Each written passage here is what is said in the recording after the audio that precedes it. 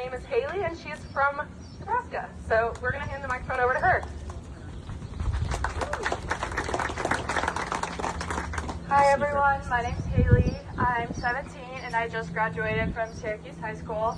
I was diagnosed with acute lymphoblastic leukemia my freshman year of high school. That was obviously a really big shock. I played all the sports, basketball, volleyball, softball, track, and not being able to do that kind of was a big surprise. And so I was gifted this trip through Christina took me, and the Sunshine Kids has supported me throughout my whole journey. I went to Orlando and New York City, so it was an amazing experience.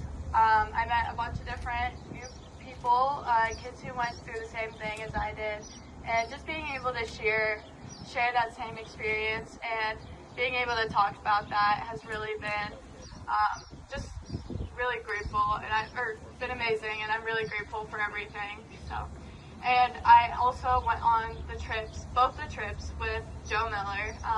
He and I met on our first trip in New York City. That was my sophomore year, so that was 2 years ago now.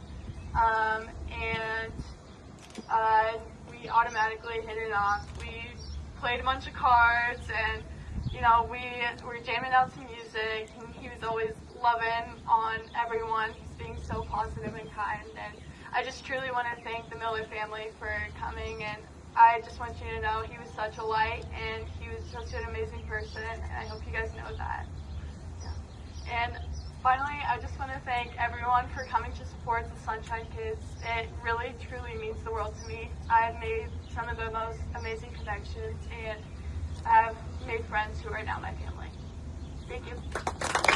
Like you've always done, but this now basically within a minute gives you the ability to have this conversation and not wait 3 to 4 business days to get a full underwritten offer. Okay, so I wanted to really kind of make sure that this is a game changer for all of you. We really want all of you to be utilizing this with every single listing appointment you go on. Use this as your game changer differentiator to get more listings. If it doesn't work for the seller, great. You've at least explored the option with them, and then and then hopefully you're giving them enough expertise that they're going to pick you as the listing agent and not have to go elsewhere, or not them knowing that you have these cash offers and the ability to share that with them. So I'm going to go ahead and stop sharing my screen. Are there any questions I can answer for you? Any questions out there? Mark? Okay, I will. Go ahead. I'll repeat it. Is there a cost for this initial? Jimmy, is there a cost for this initial preliminary offer? No, it is free for all of you to utilize. I mean, it can't get any easier, so there's no cost. Yep. And even when you do the underwritten offer, there's no cost to that either before on that as well. And so there's a lot of marketing materials that we have for them. So I'll make sure we send out a link. There's video trainings that Jimmy has as well. So we'll send that out. They've always been a good partner. So we've had them around for 3, 4, 5 years. And for the amount of agents that turn in an offer, there's about, I believe it's like 18%, 19% of the sellers that are taking this solution. And so,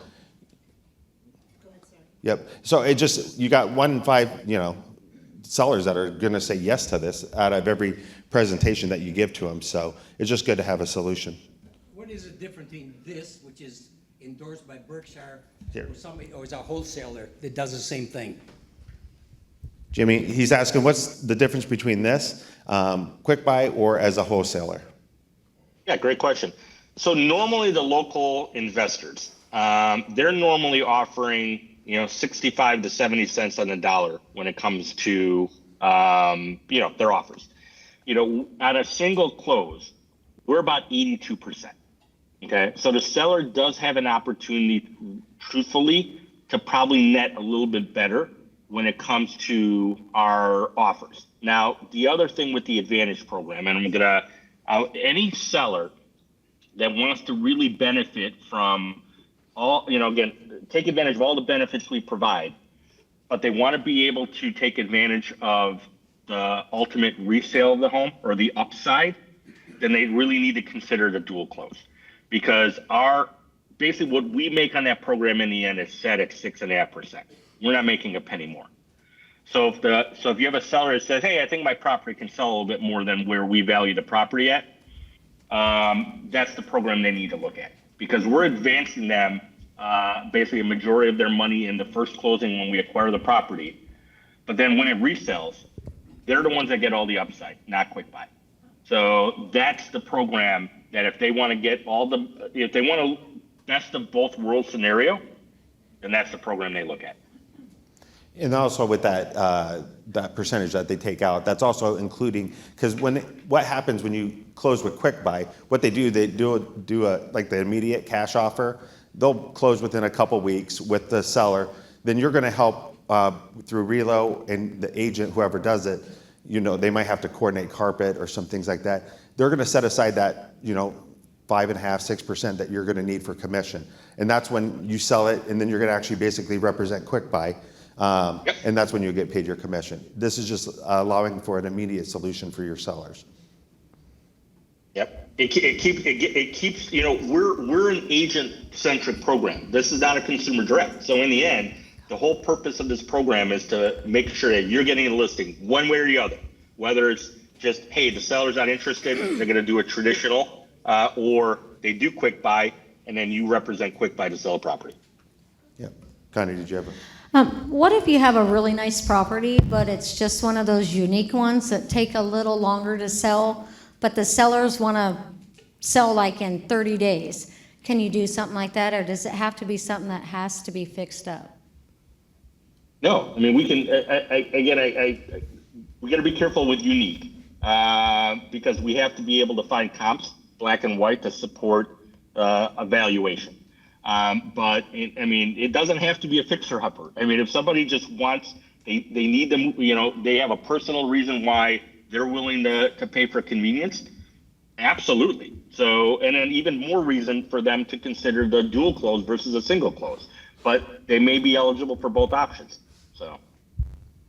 Yep. And this was just a quick introduction. So unless there's any other questions, I'll send out, there's at your pace training that you can take. Jimmy, we have his number available in the A and B agent tools, so you guys can always reach out to him with any questions as well, just to get an understanding of it. I've always felt like it was a great program. There's ways that you can do social media that you can offer and present cash offers. And so if that can help you generate leads and they say, hey, it doesn't work out the cash offer way, we just want to go the traditional way, I mean, you still picked up a lead. And then, 1 in 5 times, it could work out to where they're going to want to take this quick buy offer, and you presented all solutions to them. So before they weren't able to do it if the house is currently listed, so now on this one, you're saying that they can actually offer the quick buy if it's currently listed, is that correct? Yep, that's correct. It's Okay. called their Advantage program. It's only that through the Advantage program? Correct. Okay. Yeah, they won't do an immediate buyout. It's where they'll do the 2 close. Okay, And then we don't have enough time to probably go through all that today, that's but fine. yeah. I just didn't think they did it if by Yeah, chance yeah. it was So listed. if you've never done it, I mean, it's worth reaching out or doing one of the trainings and reaching out to Jimmy just to see if it works for something that you're trying to do in your business. Again, it's just another tool in your tool belt that you can have here, and the solution's with us. And there's people, if we're naive, if people aren't looking up like Zillow cash offers or people that are looking for cash offers, they have the signs that are all around town that are on the corners. So you might as well know that they could probably get them a little bit more money if they're looking at those type of solutions. So anything else, Jimmy? Nope. I think, as I said, everybody should go into their app and take the preliminary offer for a ride. Everybody needs to use it. It's free. It's a free tool for you to go and again, think about how these sellers are going to react with you walking in with a cash offer, and at least have a conversation with them. So. Perfect. Thank you, Jimmy. Thank you. All right. Bye, Roy. Have a great day. All right. Fred, come on up. Thank you. Good morning. Good morning. Those are probably wondering, when is this guy going to start keeping his mouth shut? When is this guy going to start keeping his mouth shut? He's like a broken record. But let me tell you, real estate works when it's kept simple, the boring way. Today, unfortunately, this industry, meaning all of us right here, are not the voice we should be. So people that are interested in investing in real estate, they go to social media, they have influencers, they're talking about their own crappy benefits that they're interested in. Apartments the way to go. Mobile home parks the way to go. You know, you need to buy commercial. You need to scale to the moon. Guess what? They use buzzwords. I've never known anybody create millions of dollars worth of real estate using house hacking, scaling. You know, gotta do this, you gotta do that. I've been doing this for a long time. The main question that I want to tell you is, it works. The boring it works. Find properties, analyze, buy, fix, sell, and rent. It's worked for me for a long, long time. I know what financial freedom is. I know that you don't need to have hundreds of doors, which I hate that word anyway. You just need to get a few properties. People today are not interested in investing in real estate for the sake of investing in real estate. Guess what they're concerned about? Same thing you are. The economy, retirement. Am I going to have a job? I need passive income. That's what they're concerned about. They want to get 1, 2, 3, 4 properties, maybe. That's good enough. 80% of all the real estate is in the 1 to 4 space. 70% of all the people that invest in real estate are the same people you work with every day. And I talk like I'm blue in the face. I don't understand why more of you are not working with clients and really to provide value. I offer these classes. I don't need to do any of the classes. I'm doing it to help you. Maybe some of you think I'm crazy. Maybe I'm out of touch. You know, we do these classes. We get 10, 12 people. And most of you are not even working with investors or even have a rental property. And the question is, why not? This coming Friday, I'm doing a class. When investing, should I buy and hold or flip? If someone can answer me which is the best option, I'll give you a free book. When investing, should I buy and hold? Who can tell me what the best option is? Is it better to buy and hold or flip? There you go. Carrie, that depends. What does it depend on? See, that's the problem. If you guys don't know, how can you help someone? So I am hoping that this coming Friday from 1 to 4, you'll take the time for 3 hours. I promise you, it will not be a waste of your time. I promise you, you will not fall asleep. I promise you, you're going to get information you can use the next day. So here's the deal. If you want to grow your income, volume transactions, there's a lot of things happening in real estate today, right? Things are changing. Some of you are going to be left out in the cold. Most of you, in the top tier, you're going to survive, but a lot of the people, they're doing a good job. How are you going to survive? How are you going to bring value to expertise? Most of you have a database, right? What's the purpose of your database? Is it just send them a reminder, a recipe? Or why not sit down and talk to them about what are their needs? What are they concerned about? If I ask Heather what her concerns are, or Carrie, they're going to be the same concerns that anybody has. Retirement. Did you guys pay more than your fair taxes this year? Raise your hand. Okay, anybody's happy with the taxes they paid? That is a big one. Talk to people about it. If you can help them solve their problems, how many people are going to say no to you? Instead of saying, hey, have you thought about investing in real estate? That's the end of the conversation. My suggestion, this coming Friday, 1 to 4, if any of you cannot afford the $100, come and see me. The information will be free. Okay? This coming 1 to 4. I hope. Messenger. Worry about the person. What's going on? What? Okay. So, any questions? This is the third class. We had like 12 people. The first 2, they'll get the residential investment specialist designation. People know what R is, not GRI or MPT or whatever it is, or those other, you can use it on day 1. Okay, any questions? Hope to see you there. All right. Thanks, Fred. Yeah. Do you guys notice we did get a new pulpit for Fred?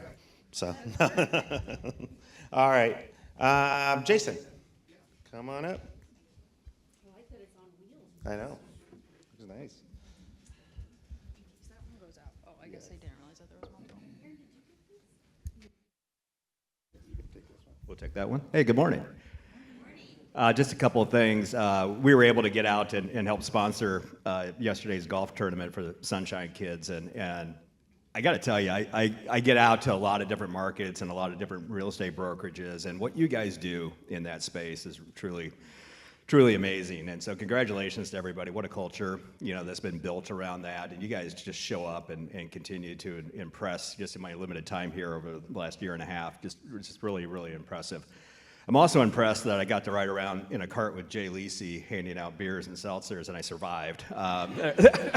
It was a little touch and go sometimes. We were on two wheels, at least twice, I think. But so thanks, Jay, for that, I guess. But hey, I want to talk a little bit about how many people out there have closed a transaction recently with a buy down attached to it, a temporary buy down. So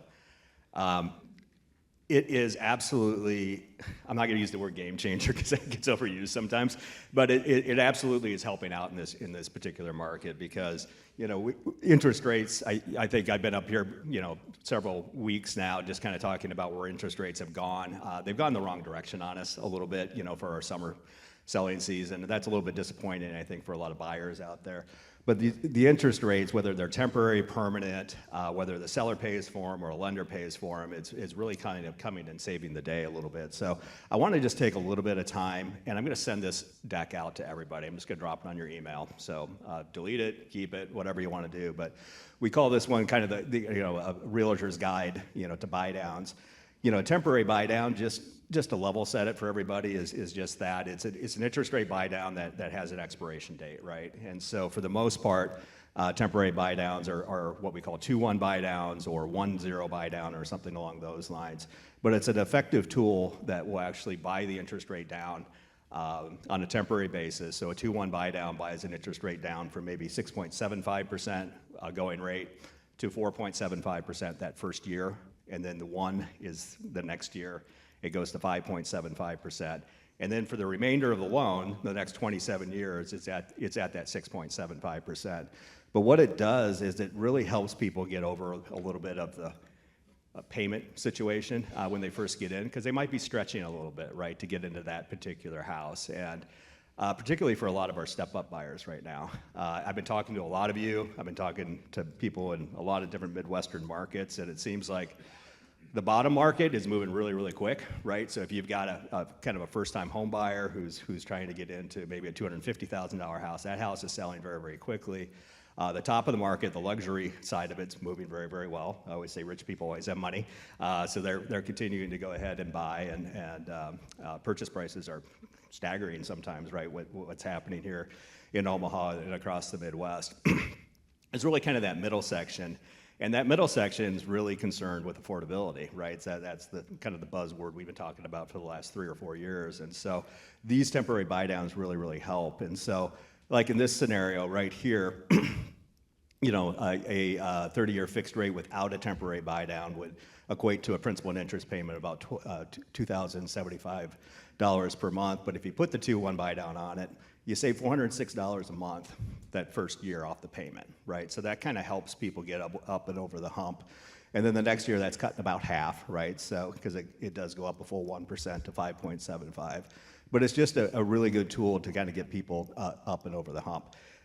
It's not very difficult to kind of figure out, but you do need to work with a lender who's going to sit down and do the math for you, so that when you're writing the offer, and if the seller is paying for this, which typically sellers will pay for 2-1 buy downs in this scenario, that you get the math right the first time. So we're asking the seller to cover that expense. So that's a 2-1 buy down. And lots of times that's just a better option sometimes than actually cutting the sales price, right? So from the seller perspective, a 2-1 buy down in this scenario costs about $7,400. I'm just going to round up. In order to go ahead and, let me see here, make that work. I've got this on another slide. In order to go ahead and get the payment to be what it would be to get the payment savings down over the first 2 years off of a price point change, you'd have to cut about $40,000 off the price of the house. So the money goes a lot further when you're buying down the interest rate versus just taking the loan amount down by reducing the sales price. And if something's not selling, I know our tried and true solution to that is to cut the price, right? That's just kind of what we do in the real estate. Sometimes the buy down is actually a much better option. So that's out there and available. So those are kind of seller-funded buy downs. Builders are doing these, right? Because they don't want to cut the prices on their homes, but they need to move these homes, right? So they'll go ahead and do these in order just to go ahead and give a price cut effectively, but through a seller concession versus impacting potential appraised values moving forward and things like that. So a couple extra things that you might want to go ahead and consider are permanent rate buy downs. Some people don't like temporary buy downs. They equate it to ARM loans, adjustable rate mortgages, which has gotten a bad name ever since 2008 out there, so they get a little bit worried about it. So buying down the interest rate, spending some money, through seller concessions is also an option on there. I can tell you your bang for your buck is better on the temporary side of it, and the temporary side of it is very calculated. We know exactly where the payment's going to move, so there's not that insecurity that you might get with an adjustable rate mortgage, but that's out there as well. But what if the seller can't contribute? And so this is the real success story. And so I'll just say Chad and Norma are sitting over here, and then we got Deanna over there, but they've all closed these transactions recently. Congrats to Chad and Norma. They started in February. We closed our first transactions last month, so congrats. So we're up and rolling. So, and Deanna's been closing loans for years here, so congrats. She closed loans last month too. So, but they all closed loans with buy downs last month, and it's this rate rollback program. So this is where we, HSL, we actually cover the cost of a 1-year buy down on it. And so in this scenario, we go ahead and look at an interest rate of 6.75% interest rate, and we put the rate rollback on it, and we buy down the interest rate to 6%. There's a little bit of adjustment in the price on it, but we actually save them $156 a month. First year savings about $1,900. We're selling a lot of these, just putting them in front of our buyers and saying, hey, is this something you'd be interested in? And most of them are saying, yeah, that's a great deal. Because what happens on this, and this year with interest rates, it's not funny, haha, it's just odd. It's almost a reprint of last year and the year before, where rates actually went up in the spring, which is not what we want, right, in our business. And then they came down in the fall. And what happened is we actually had this program for several years, and we would do the 1-year buy down. We would get people into these homes, and then we would go ahead and refinance them, in the fall or the beginning of next year when rates fell, because rates kind of move up and down and that sort of thing. So when you combine this with our Refine Your Rate program, which gives a heavily reduced refinance situation, and you start to talk to buyers about that, say, hey, at HSL, they'll give you 1% off the first year. They're going to pay attention to interest rates for you.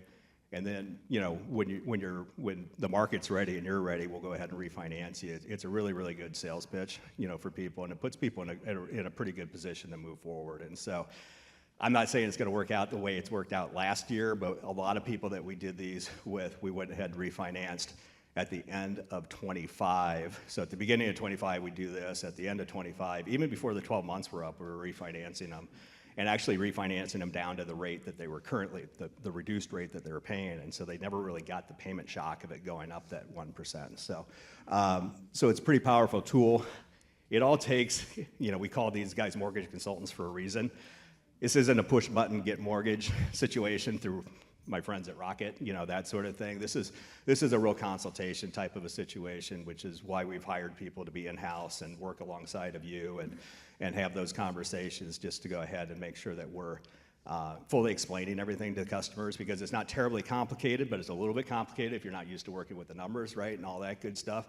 But once customers sit down and actually have a good understanding of what's going on with this, they're a lot more confident, out there buying, making offers, and all that good stuff. And so it helps attract more buyers. Obviously, we'll increase some competition, and the idea is really to get people kind of over the fact that rates are higher than where they want them to be, and not to wait another year, because waiting another year to buy when the interest rates go down is we all know it's not a good solution, because our price is going to drop significantly at all. And they would have to drop significantly for people to go ahead and not lose out on that scenario. So buying now is a better solution than buying in a year, almost regardless of where interest rates are at. And so that's kind of the story that we tell. And this interest rate buy down, this HSL rate rollback really plays into that really, really well. And so I would encourage you, I'm going to get this out to everybody on email, but I'd really encourage you to spend some time. Well, I'll be here afterwards. Chad, Norma, Deanna will be here too. Ryan's not here today, but let's have a conversation about it and just arm you with, you know, some marketing collateral and that sort of thing, and get us in front of your buyers and have that discussion, because it's a heck of a deal right now. So that's all I got. Thanks, Jay. Got a question. Here. Yes. Hold on. I'm wondering, in the 2-1 scenario, year 3, you said it goes to what the current rate was. It goes to the rate that it was when they started out. Yeah. So it's not, if it's lower than if the current rate is lower, can it go to that or not? You'd have to refinance if you're the 2-1. Okay. Okay. My other question was, is there any requirement that you have to keep that loan for those 3 years? No. So they could sell it in between there? And that's a great question. So if people, with the 2-1 buy down. Oh, sorry. Oh, thank you.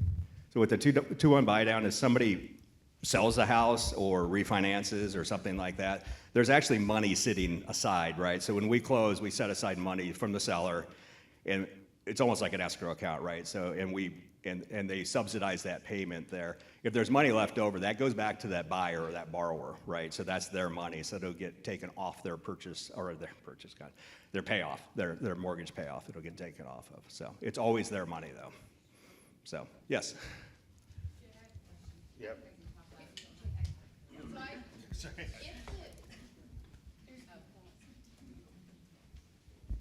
So if the current rate is 6.56 and they want to participate in your 1%, Yep. does that rate change?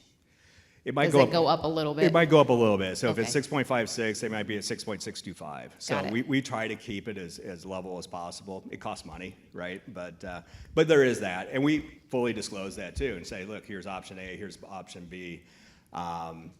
And then we usually give them an option C and a D too, not to confuse them, but to go ahead and make sure that there's a million different ways to finance a house, as you all know. So there's probably about 3 or 4 good ways for a customer to do it, and we try to give them those options and then give them the best advice we can. But more times than not, people are taking that little higher end interest rate and taking the break early on. Great question. You good? Awesome. Okay. Thank you. Appreciate it. All right. Let's see here. Joellen or Heather, either one. You guys want to come up and talk about, before I have them up too, it's probably the wrong people in the room, but I don't know, we've had so many people, agents kind of bickering with other agents. I mean, be kind to each other. Holy cow. I mean, we're supposed to be the calming voice in this situation. And so if you're ever frustrated with any kind of a transaction, come talk to a manager first, or, let's help you work through this. Or, any frustrations that you have. We've just been seeing that a lot over the last month or so. And so, again, we're the calming voice. And so, if you're frustrated, you're not going to do your sellers or buyers you'll be doing them a disservice. So, I don't know, just food for thought. All right, Joanne, if you want to come on up. So we're going to run through a bunch of things that have been going on. So what we're seeing a lot of right now, I think I had 3 calls on it last week, is agents who represent the seller. They accept a home sale contingency from the buyer with no terms. They don't set a drop dead date. It's just in perpetuity. So the buyers could take 2 years to get their home sold, and they've bound their sellers to that. So we do have forms. I think this is one clause you could use where it allows your seller to keep the home on the active market. The seller can accept any other offer prior to the sale of purchaser's property. So you still go ahead and accept the first offer, and you're under contract waiting for a buyer to get their home sold. But in the meantime, the status stays active, and then until the purchaser delivers the contingency removal, the sellers can continue to try to get that sold. We also have another first right to purchase form. So I don't know about you guys, but when you go on Dotloop, I always immediately go to all BHHS forms. And then when you're on there, then you can search. And if you're not sure what it's called, reach out to a manager and we can try to help you. But we have these forms. I mean, Daryl spends a lot of time getting these forms in here for us to use them. So please use the forms. Yeah, Don. Can you make that window a little bit bigger? Not that one, the Dotloop one. Oh. Oh. Well, Dotloop's going away. So, I mean, by the time we got it changed, it would be gone. So. Oh, I see what you're saying. Yeah, because sometimes it'll say BHHS Nebraska, and then you're like, what is, yeah, I agree. But Daryl spends a lot of time getting these forms input. The forms are there for a reason. They're to help you. That way you don't have to try to come up with the verbiage yourself, and obviously protect your clients. So do we have that other slide, Rick, on the first right to purchase? Or is it on? Do I use this thing? Sorry. My bad. Oh, okay, that one might be hard to read. So a lot of people still say 48-hour first right of refusal. That's not what it's called. It's a first right to purchase. So if you're looking on Dotloop, search on first right to purchase. And then you can write in the terms how long you want to give the buyers to get, basically the opportunity. So, and you talk to your clients about that. You talk to your sellers, talk to your buyers. Are you going to give them 30 days? During that time, it still will stay active on the MLS. And if you're in Great Plains, you'll have to add in the agent remarks, subject to existing home sale contingency. I think it has to be the first phrase, correct? The very first. And then if you're in the Southwest Iowa MLS, it goes in the private remarks. But this form details everything. So you don't have to try to guess. You don't have to try to figure it out on your own. If you don't know and you're in the middle of negotiating, call one of us managers, because trust me, we'd really rather help you at that point rather than the frantic calls we get on the weekend and at 8 o'clock at night. My sellers are upset. They want out of this contract. What does the contract say? It doesn't say anything. It just, it's ongoing. So, and that's okay. We all make mistakes. Trust, I mean, I do on a daily basis. Just ask Jay and Vince. But come to us. That's what we're here for. So that's that one. Any questions on that? Because we are seeing a lot of home sale contingencies right now. Connie has a question. Here, Jay. I can run it back there too. I'm pretty loud, so I try talking. Heather and Daryl too, chime in if I didn't cover anything. I thought that it had to be in the public remarks, contract pending. Not if you have a first right to purchase. And you use this addendum, because Yeah. the wording is in that addendum. Right. Okay. Did you hear that, everyone? Yeah. And it clearly states in this form, so like I said, it takes all the guesswork out of it. Were you going to, Heather and Daryl. That's the distinction too with the first clause that you have, which we also, instead of using that clause, we do have a form in there. It's called remain on market addendum. Right, okay. But that's the key with that one is the seller is free to accept any offer, and they don't have to put it in the MLS that it's pending or anything else. It's purely an active listing. Nobody else is going to know that you've got a kind of a backup offer there. Like that first? That Okay, first that clause or the remain on The market. first verbiage, yeah. Okay, awesome. Thank you. Sorry, I'm going to chime in. So if you are going to use these addendums, make sure you reference this addendum in your purchase agreement, stating that the first right to purchase agreement addendum to be part of this contract, or the home sale contingency addendum to be part of this agreement. Because if you don't reference it, then technically, even if people sign it, nobody knows it follows the contract. So Right. just make sure you're writing the right words in there. And if you have questions, we all work. Not that I want you to call me every night at 8:30 or 9 o'clock at night, but it happens quite frequently. Right. I will answer your questions, as I know everyone else will too. So. Right. Yeah, like we said, we'd much rather help you while you're drafting the contract rather than trying to help you when your clients are upset and they start saying they want to talk to an attorney. Anything else on that one? Otherwise, another thing I was going to mention is a lot of what we're seeing is people are saying, they call us and they're like, well, the agent texted me and said this, and they said they weren't going to ask for any repairs, and they said this. If it's not in an addendum, it does not matter. So you can text, we all do it. That's how we negotiate a lot of contracts, text, call, get it in an addendum. Otherwise, it doesn't matter. So just, I can't stress that enough. put it in writing. Again, if you're not sure, let us know. And that leads into the inspection timeframes. We've been getting a lot of calls on that as well. What I would encourage you to do is sometime in the next couple days, take a half an hour and really read the purchase agreement and really read the listing contract. I promise you, if you do that, you'll be surprised that there's some verbiage in there you did not even realize. And one of them we're getting is on the inspection timeframes. The 14 days, it used to be, I think, calendar days or business days. Now it's just days. But it's been this way for a while now. Yeah, right, yeah, but some people are still surprised. Yep. And so it's 14 days, so if the contract is accepted on the 1st, then it starts the next day and you count 14 days from there. Connie? If it's signed before 5 p.m. on the 1st, then that day counts. If it's signed after. No. It's just the day, yeah, yeah. But the deadline ends at 5 p.m. on the 14th day, so maybe that's what you were thinking, yeah. 5 p.m. on the 14th day, and it has to be in writing. Another thing we're seeing is they get to the inspections and they're negotiating, and we're gonna have contractors come out. And it's all agreed to that the contractors are coming out, but the contractors are coming out on the 15th day. Well, guess what? If you did not prepare an addendum to extend that, you're SOL, or your clients are really. So you have to protect your clients. So again, we want you to call and ask these questions. We'd much rather help you on that side of it than afterwards when you're in a panic because, oh no, I screwed up. And again, we all do it. It's okay. That's what we're here for. So I think that was the main thing. Also, the 18th day, some people were thinking if the inspection is done early, like they do it by the 8th day, sellers still have until the 18th day at 5 p.m. So if you want that shortened, you need to write it in the purchase agreement prior. So if for some reason you want to change the terms, you can. Just make sure you make it very clear what day it's to end, so.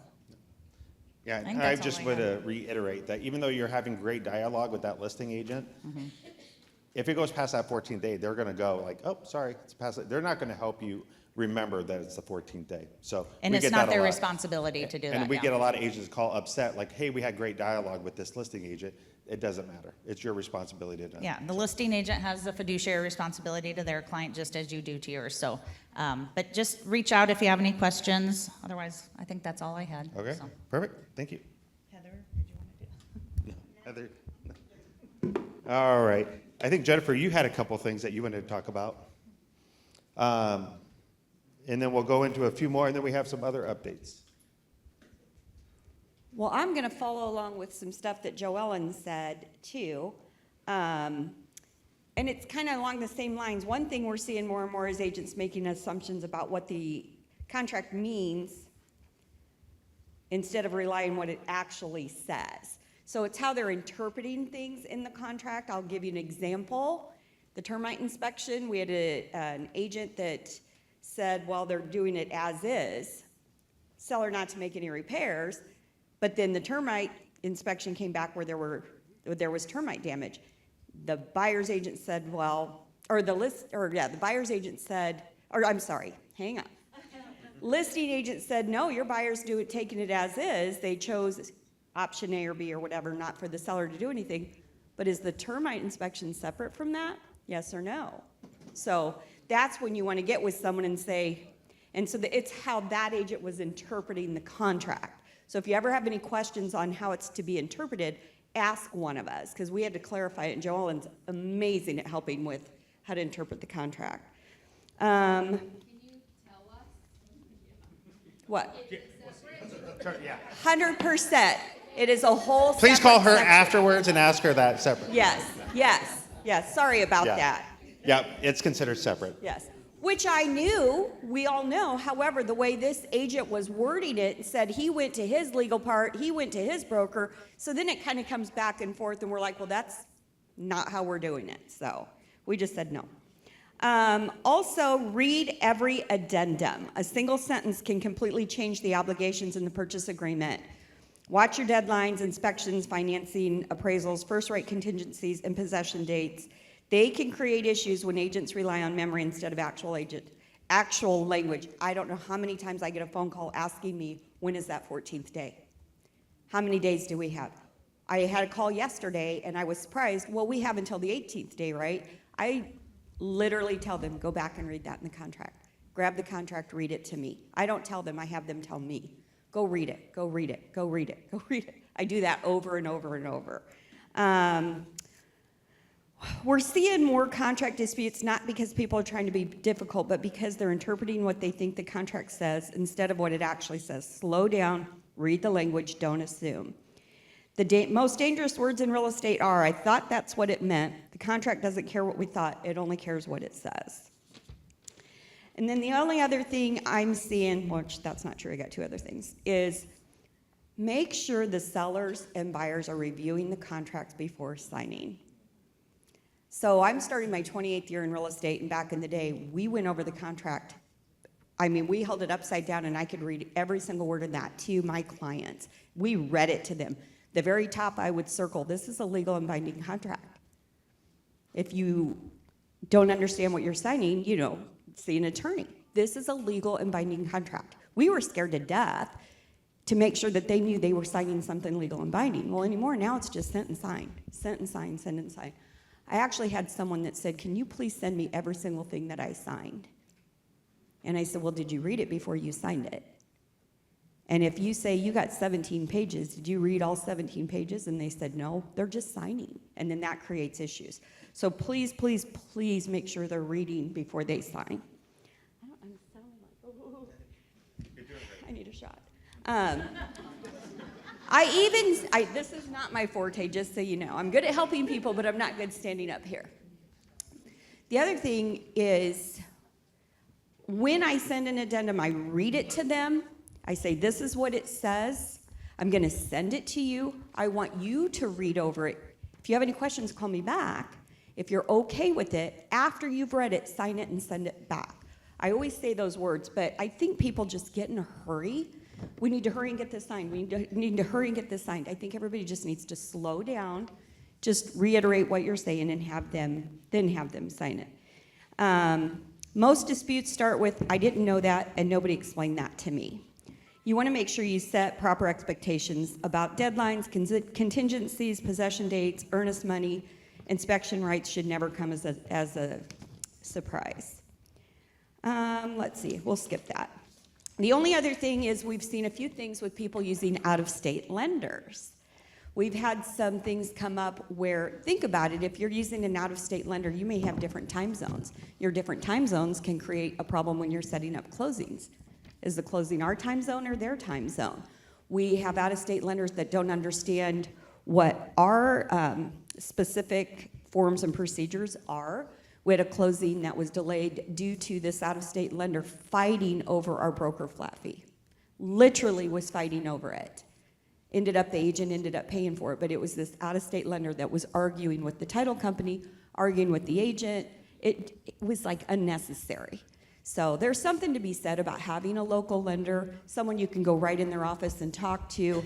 They know all of our Nebraska requirements, all of our company requirements. Be careful with out-of-state lenders. So that's really about it. We've just seen some issues with that come up.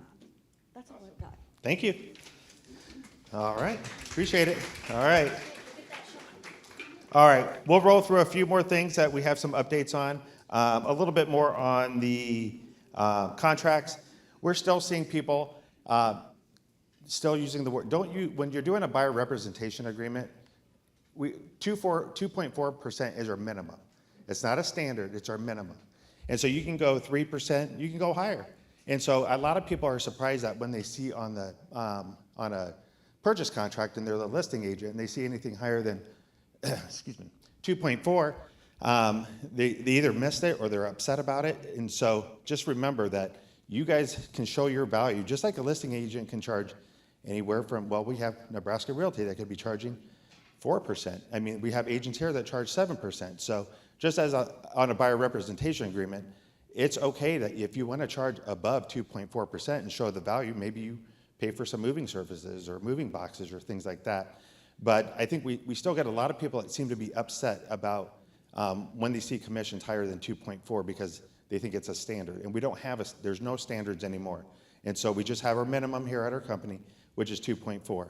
And then if you're the listing agent, just please look on paragraph 31 on the purchase contract when you get that listing contract in, or the purchase contract in, that you review to see what they have. Just because you say that you're paying out 2.4% doesn't mean that's what they're going to write in that. So they might write 3%. There might be even agents that actually take it at 2%, and then our agents wonder, like, who gets that 0.4 difference? And that's just going to go back to the seller. But if somebody's paying 3% or asking for 3%, again, on your listing contract on 8.B, it does tell you that if it's negotiated above that 2.4, that would be the seller that's paying that difference. And so we still got a lot of calls on that. So if you have any questions, you're not sure about it, let me know. The other one too is it seems like a couple times a week on the listing contract on paragraph 9, if there's an unrepresented customer, you need to have that filled in if you want to make any more commission above what's in 8A on your listing contract. So any questions on that? These are probably the people that are in the room that are probably the ones that already know this, but these are the calls that we get, I think, seems like all the time. So, yep. Just because I've had this happen. Sure. So they counter and they write in the offer they want 3%, and my seller is saying, I'm not paying that. Mm-hmm. Yep. So we counter back in writing 2.4%. Correct. Yep. And then if they don't get it, it's up to that buyer's agent to get it from the buyer. We're Correct. not responsible. Correct. So if we get that, that's why we have a buyer representation addendum that sometimes somebody will write in 3, they don't get it, they're not going to charge their buyer. They won't collect. Some people will collect the difference, and some don't, and then we just do an addendum and reduce it. So, but that's correct. You just counter them back. Any other questions on that? What were you saying about the customer or finish that? So on the listing, so it seems like once or twice a week, at least I'm getting a call that they're like, they got a contract in, they're representing they got somebody, an open house lead or something, and they represent the seller, and they're treating them as a customer, and they want to know what they're going to get paid, but they wrote 0 on number 9. Then they're only going to get paid what's on 8A. So if they're a customer and not a dual agent, they're only going to get what's in 8A.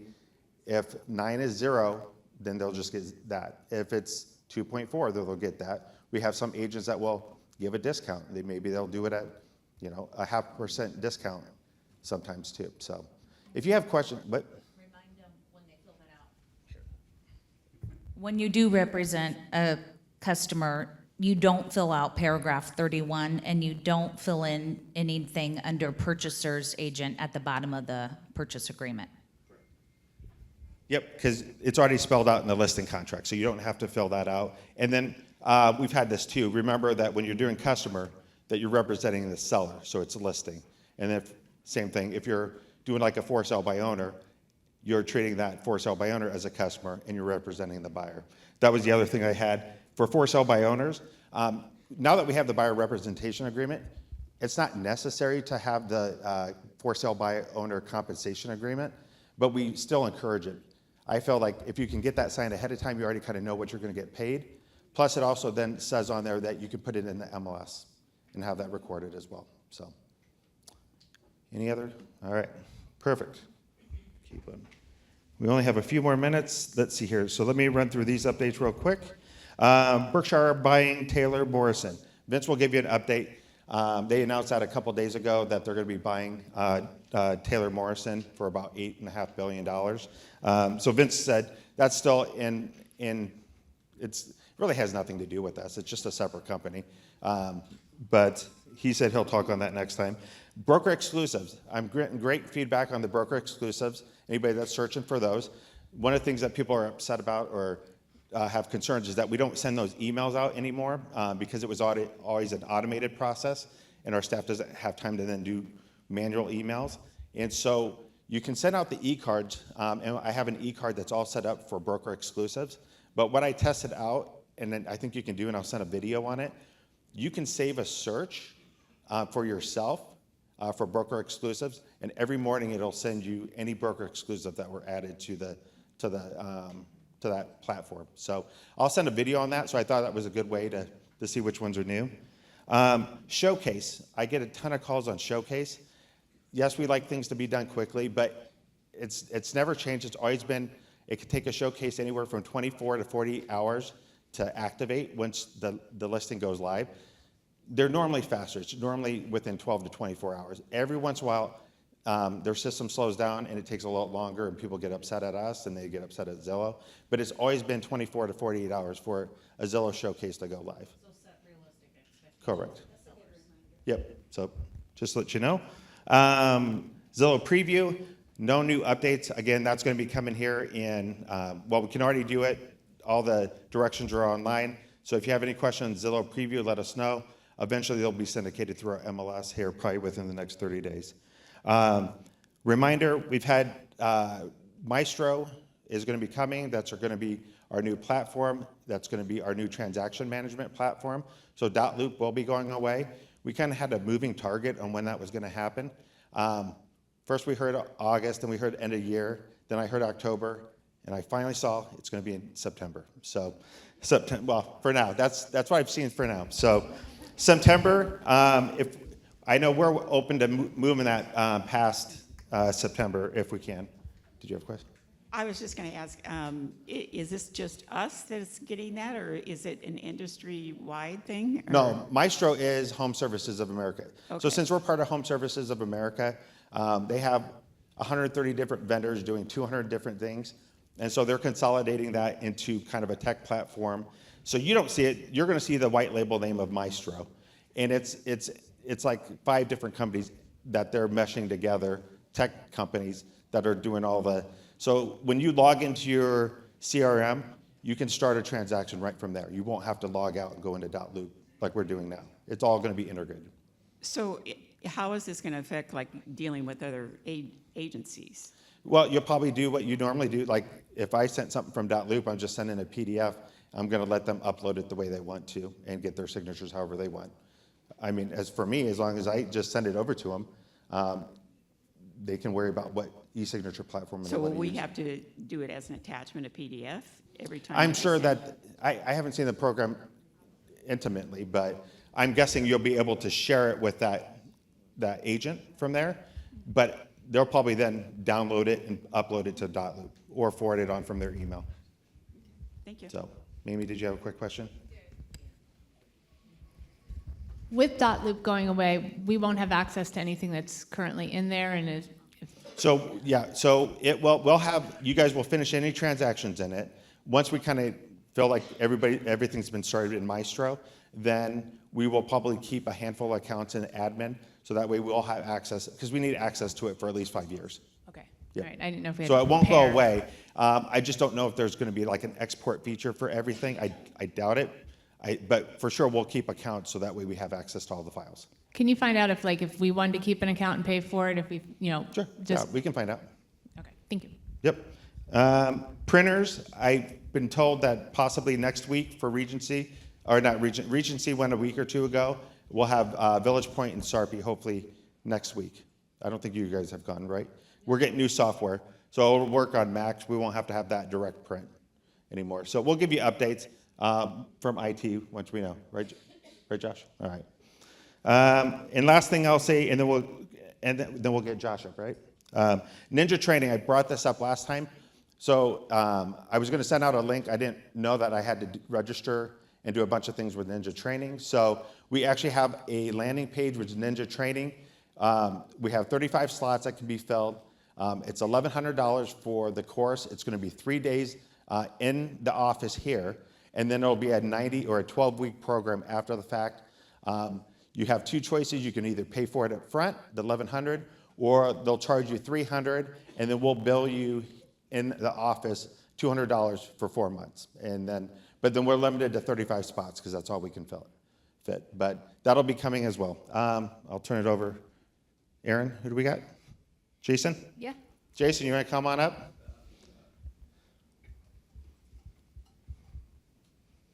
You got a debut album coming out, right? Yes, I do. This ain't about that, though. Yeah. Thank you, though, Jay. It's rare in this practice that the recipient actually does his own very thorough intro, but that is the case this morning. This guy had a very, very lucrative real estate career before he came to this brokerage, and he has spent his time since enriching and improving the lives of his fellow agents and even those outside of this agency through education, through him sharing a lot of the hard-earned lessons he's learned through his many years of working in the investment space. This guy is just generous as all get out, and I will tell you firsthand. Whenever you need help, he will figure out how to help you. And he doesn't ask much for it. But he ain't getting rich doing this in this phase of his life, but he is finding meaning in it. And he's a real treasure, and we should be very thankful to have him here. Though he was born in South America, he's very South-O to me. Like, he feels like all the guys I grew up with. I think that's why we get along so good. Ladies and gentlemen, Fred Tijjar.